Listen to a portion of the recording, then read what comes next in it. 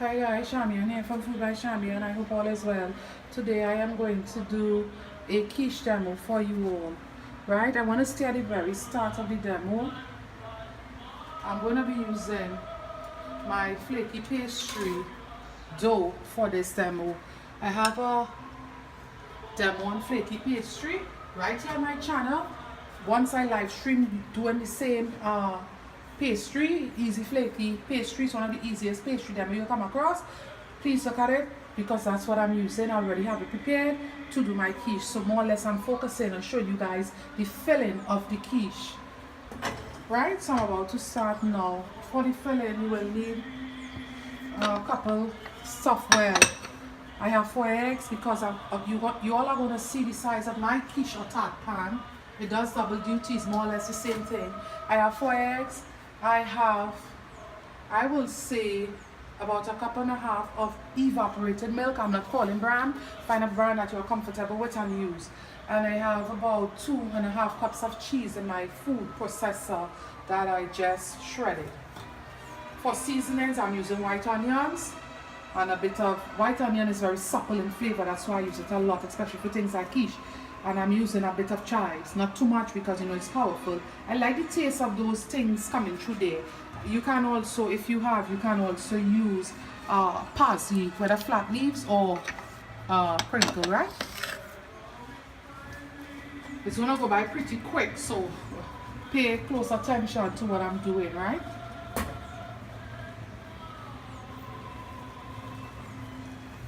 I'm just gonna sweat first my seasonings. And I will use a bit of crushed chili flakes. Crushed chili flakes for a bit of heat, not too much, and some color. So this is my fresh blend of seasoning. You realize a very little bit of chives or chive, as it is known here in Trinidad, that I'm using. Yes. Internationally, they call it chives, not chive. Don't want too much of seasonings in it at all. This is more like a breakfast style quiche. Quiche at times it's made sweet, sometimes it's savory. It depends on who the cook is or the chef is. Same thing, cook and chef is more or less, the chef however is a more culinary term for someone that you know went through the ropes, so to speak, to get to professional level, whether executive chef, sous chef. A sous chef is one under the executive chef in a restaurant setting. They are exactly underneath the executive or head chef in the kitchen, right? So that's right where I need it to be. I'm going to go in with my milk, followed by my cheese and my eggs. When you're working with eggs, try and hold off on adding it too quick, because what's going to happen is going to scramble. You want your fire on medium low at this stage or even very low, right? So remember what I said, right? So here's my milk. I'm going in with about half to start, just average, a little more than half. I'll stop right there just for a bit. I'll be getting my cheese now. You want to not have your fire too high because the milk will scald, and you're not looking for scald milk for this this recipe. Some recipe calls for scalded milk, not this one.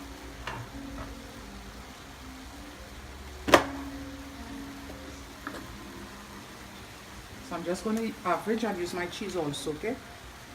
Buy freshly shredded, buy your cheese and do it fresh yourself once you can, okay? If you want to try other cheese, I'll just suggest using a cheese that melts easily. Don't go for any stringy cheese and such. Mozzarella will not be good in here. Parmesan, although it dissolves very nicely, it won't be good in here. It's a bit too dry, right? So stick with cheddar.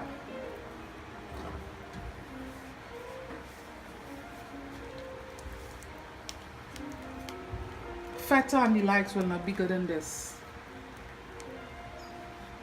I haven't used goat cheese, so I can't speak about how it behaves. But to me, the goat cheese I saw looks pretty much at the texture of blue cheese and so forth. So stick with more supple tasting, well-behaved cheeses, okay? See how quickly we turned into that sauce? In the culinary world sometimes, it's called a bechamel sauce depending on what's put in it. I'm going to use some of my mixed peppercorns freshly ground in here. Why I like the freshly grind is because it's more intense and it's a medley. I use a medley of corns. You see the red and so forth in there? Yeah. You know, for a bit of warming up, just a bit of like really depth of flavor, intense flavor, use a bit of freshly ground nutmeg in it. Because that just really warm and nice for savory dishes in nutmeg. Yeah. I'm going to add just a bit, not too much. You can't skip that step, it is optional. Right, so I'm going to stop right there with that. See, my cheese is just, my sauce is just bubbling. So I'm going to get a pinch of my nutmeg. I'm not using salt because the cheddar contains enough salt. You might ask me about putting onion, dehydrated onion and garlic in there, or granulated as it is known in the culinary world. Well, it depends on you. I just find sometimes they're a bit too grainy for my taste in certain things, so I stay away from it. Right, so I'm just going to put my bit of nutmeg in there. And I'm going to need a whisk because, of course, now I'm going to get my eggs in, so I'm going to use my whisk. If you don't have a whisk, use a fork. Be careful when you're using whisk and the likes in your non-stick way. Remember, I said it was four extra large eggs, okay?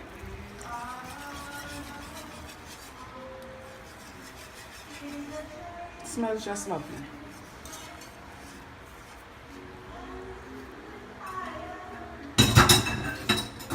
Sorry about that knocking.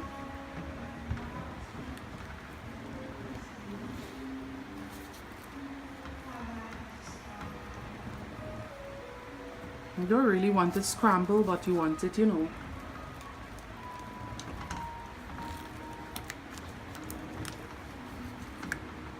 So like about here is good because remember we're going to bake off in the oven, okay? You don't want to see your egg setting at this stage on your stove. That's not what you are going for. You see the texture of it? That's what you are looking for. So I'm going to get ready to... I'm just going to add a bit of the chili flakes. Usually I add it in the pan, but I'm going to add a bit now, right?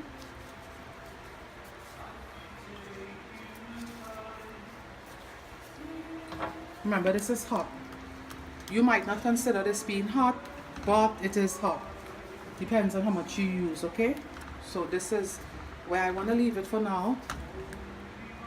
And I'm just going to get it into my... I'm going to get ready to work with my...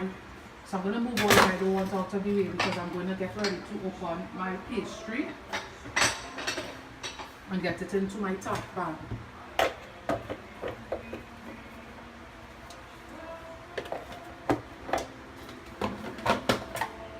So you saw the texture of my sauce, right? That's the texture you are looking for also. That's the texture you should have. Right, so just going to get straight into things. See the texture of it, right? I'm going to just move out everything out of the way like I said just now. That just looks so good. And I'm about to do pastry. The pastry that I have is a very easy recipe and method.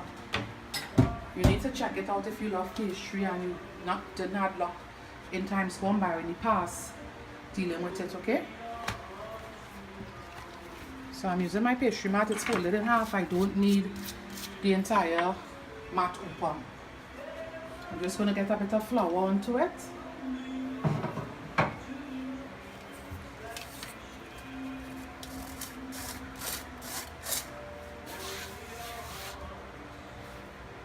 Right about here is good.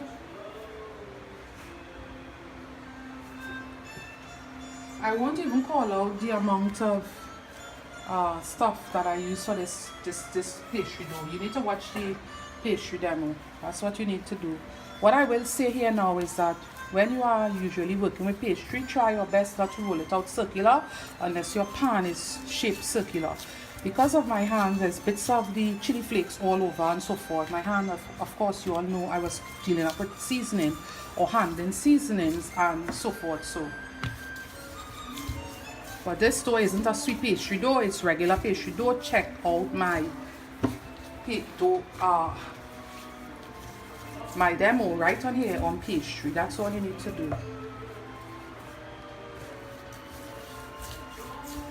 Right, you are seeing the butter so nicely coming through there and the lard, what my international viewers will know as Crisco or your other brand, right? It's just coming through just brilliantly, and I leave it like that on purpose in my pastry. Right, this is like one of the best pastry dough you will come across, and you'll be very impressed if you make it yourself. You won't believe it's this easy to get perfect pastry. Some methods of pastry making is quite tedious and it's very hard for the simple cook to grasp. So I studied my demo for quite a while and think about, okay, I thought about, how I could make it easy. And this is the tart slash pastry, tart slash quiche pan, depends on where you buy it, it will be called a different name, and it lifts out, so when you are finished you have your whole quiche or tart to just remove it very easily.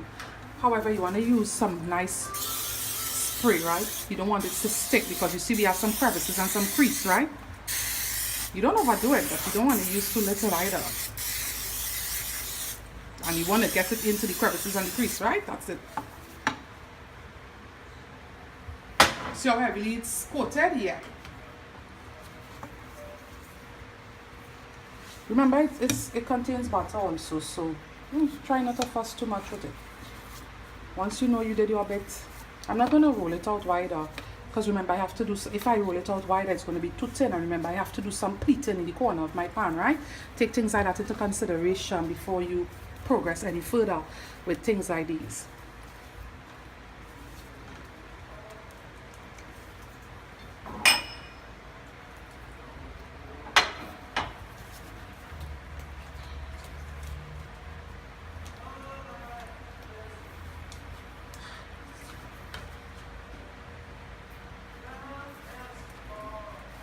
Let me just trim the excess off. Sorry about that pause. It wasn't pause, but I wasn't speaking. So let me just get the excess off. Don't cut it too exact just yet. It's better if you leave it at the top, like where I'm trimming it to, because remember, you want to play it safe. You don't want to trim too much and then you realize there's an issue, right? So about to where I have it is good, because then you can always, move from there. It's better you have excess than you cut it too exact. But these pans, they are very intricate pans, but I must say the stuff when they are made in these, they are just gorgeous beyond words. Get a pair of scissors that you have exclusively for your kitchen and trim up your stuff, okay? And because I didn't roll it too thin, I can always move to suit, so to speak. Don't discard your bits that you cut off. You can use it to make anything that you like, right? Don't worry that it's kind of pulling away. Remember, I said it's because I left room, I now have exactly what I need, even though it looks like it's pulling away, because I didn't go too thin with it, right? It takes all the work out of it for us also. Usually there's a method that in the culinary world, or with persons that make pie bakers and so forth, they pinch to get this method. And there's always an easier way to get all these things done, which is having your correct tools and pans and the likes. You just want to make sure it's even on all sides, right? I'm taking the time to do this because I know a lot of people may have these pans and so forth, and they may not even know how to use it or where to start with it. So that's why I don't skip steps in demos. That's why I stick and I go through every process or part that there is, right?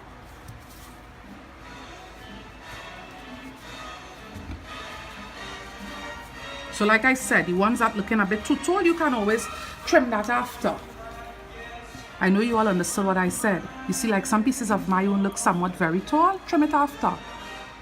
So you see already see what you are seeing, because the pan is giving the impression on the dough, leaving the impression on the dough. But just make sure that all is same height, okay?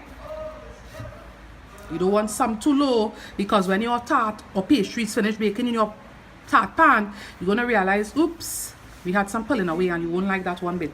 Especially for pretty things like these. You really want pretty, beautiful presentation, right? So the more firmly you can apply, gentle pressure but firm, so that's going to keep the impression in the oven. You don't want to rush through this, because just resting this against your pan won't give you what you are looking for. Understood? So you want to really take your time and make sure it's in it, so that when it comes out of there, it's just going to be the most gorgeous thing you ever saw in your life. Sometimes when you pass by the pastries and so forth locally here, you see these beautiful work of art called pastry, and you're like, wow. Not knowing it's just simple pan methods and so forth they use, you know. I also have a mini one. I'm going to show you guys the size of the mini one. Right? So you want to do exactly as you saw me do to get that. If you don't have this pan, it's okay. Use a regular pie dish. I needed to say that. Some of you might not have this pan. It's okay. Eventually you can, when you get the hang of making quiche really good, you can go invest in your pan like this.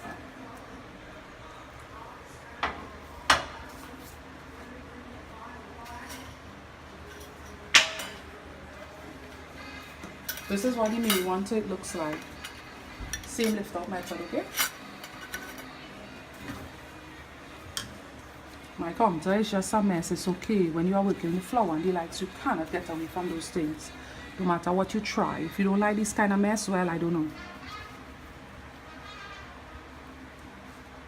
If you have some pulling away before you add your filling, just gently lift again. If you have some pulling away. But try, as I say, as best as you can to get your impressions on the sides. Applying gentle but firm pressure.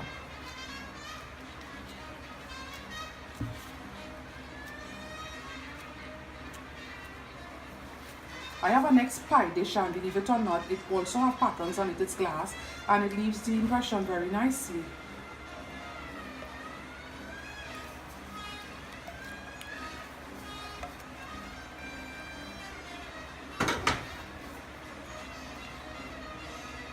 Don't worry about it messing up your dough, because it's going to go straight into the oven at this stage. Just make sure everything is level and nice on each side. That's your goal. If you are concerned, you might have a question for me as to chamion. Aren't we supposed to egg wash the rims of the pie? Yes, but it is what it is. This is not my first time doing quiche, and I don't egg wash it, and it's perfect. It's just brilliant, golden brown color and everything, right? What I try to do is kind of get a bit of my thing right onto, a bit of my filling onto my my dough, right? So make sure it's even all the way through. Like I said, it doesn't take long to bake. You all know I don't like to speak on time and so forth on ovens, because that will vary by the age and model of your oven, and whether it's gas or electric and so forth. You know how your oven behaves, so just monitor things. Never put anything you're baking on the bottom rack of your ovens. Put it in the middle rack or the upper rack, that's all. So I'm just going to garnish with a bit of my, sprinkle with a bit of my chili flakes, and that's about it. It's just easy to get a quiche together.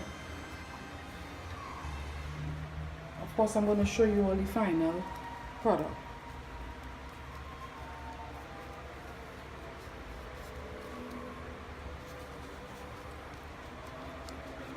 You can garnish with parsley and all of that, but I suggest you hold off on that for when it's finished baking, because it's going to wilt and get brown looking.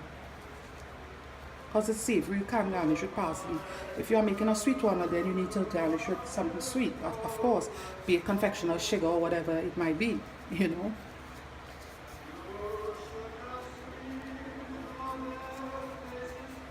You just want to make sure everywhere get a proper sprinkling of it. And easy like this, we have our quiche ready to go to bake. Thing is to make sure it's golden brown. Remember, we don't need much cooking with our filling because guess what? It was cooked on the stove top or the range top as this is known internationally. So keep watching as I bring it together for you guys, okay? So guys, I want to speak about something with you all concerning or in regards to the quiche. Before you bake quiche, before you fill your quiche, you need to do this method with your dough. I just have a regular pie dough on here. You need to put your dough, your pastry dough in your container. Then get a weight of dry beans on foil, aluminum foil. Don't put it in just like that. On aluminum foil, bake for 10 minutes. Take out your weight, fill with your stuffing as you saw me do, and that's it. It is a step that you cannot miss because if you miss it, your quiche, your pastry dough is going to be very soggy, because remember, this contains a lot of rich stuff. The filling, the eggs, cheese, and cheddar contains oil, at least our cheddar that we get in this part of the world, right? So guys, please don't skip this step. Please remember this part that I covered here with you all. You all know I go through everything in fine detail with you all. It's for great purpose. So whenever you're doing quiche, even though you didn't see me do it, you don't skip this step. I know you all understood that, okay? So it's just gorgeous. It's really gorgeous, right? So I'm gonna slice and take now for you guys to see the texture that we have. I have these knives that's, if you own a lot of non-stick ware like I do, I have these knives that, you know, it's to cut into your non-stick ware, be it your spring foam pans and the likes, right? And if you are doing, like, let's say for instance, a frittata, check it out if you don't know what a frittata is. I don't want to pick up too much time speaking about frittata. It's not a demo and such, but I will cover frittata pretty soon for you guys. So these knives are for things like that. Remember, my quiche, the bottom of my quiche pan, it's slash tap pan is at the bottom of my quiche still. So you want to play it safe when you are dealing with things like that. You don't want to damage your stuff. You want to care for your stuff, right? I care for my stuff a great deal. So I'm going to cut it for you guys to see the texture. As I was saying, this knife, if you want to know where I got it, comment below and I'll tell you if you live in Trinidad and Tobago. If you live internationally and you want to know what's the correct name of this knife, I'm going to give you the name of it now because I have, you know, I have the name of it. I own more than one of these knives and it's just brilliant. So if you're doing like a lot of stuff like cheesecake and thing at home, you will need this knife.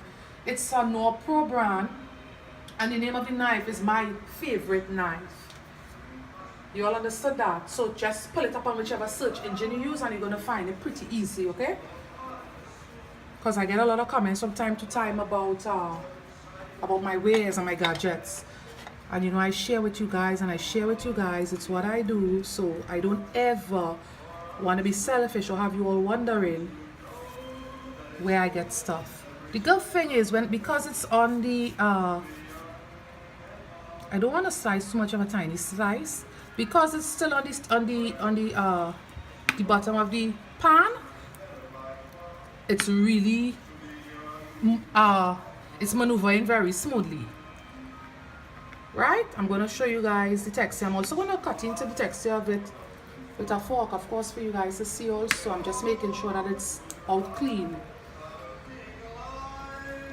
Once you master or become a pro at this style quiche, it's going to be easy from there for you to build your own quiche, your own flavorings and so forth, right?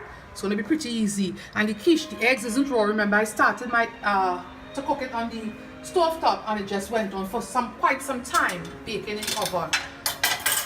So I'm going to show you guys the texture it is. It's a very creamy, nice consistency on the inside. Let me just cut a bit more. I have my pie server. That's the tool I'm using to get it apart. Right? It's just giving a bit of a thing. You want to be gentle. It's like custard. So if you put too much pressure on your knife, you can mash up your beautiful work of art. And remember that it's on a pie crust, if you will. It's on pastry. So don't be too harsh with it. Just take your time. You don't ever want to take your to fake your time and do beautiful food, and then you get somewhat tardy at the end of it and you destroy your beautiful food. Just take your time. It's gonna come out eventually. Also, I had to take my time to get it apart. Right? So you all see the beauty. I'm gonna let you all see a shot of the whole quiche. Well, it's not whole anymore. I removed the slice, but I'm gonna let you all see. You see the nice custard texture that we have, and that is how quiche should always be. Always. It isn't raw, it's just this nice creamy custard.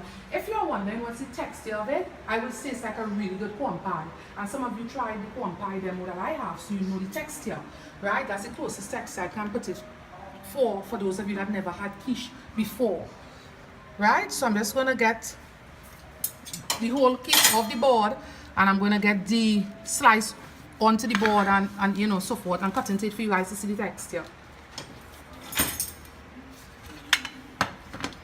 Right, so it's a lot more filling than it is pastry dough, because the pastry dough is only at the bottom here and it's only at the side, right? So we have a lot more filling.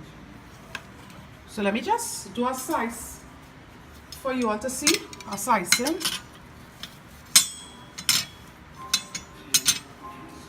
My fork is just behaving badly. And that is the texture we have, and that is the texture you want to have. Right? Guys, the pleasure was my own. You all know Food by Chamion. We are all over social media. You all know we are on Facebook. Of course, we have the YouTube channel, and we are on Instagram, all under one name, Food by Chamion. If you want to come into direct contact with me, send me an email address on foodbychamion@gmail.com. Please use all common letters. If you are new, my first name is spelled Chamion. Whichever platform you are on, if you are viewing this on YouTube, just as my name is spelled on all of the demos, that's how my name is spelled. So it's foodbychamion@gmail.com. Guys, until I'm with you all, thanks for watching. Thanks for all your amazing love and support. Bye.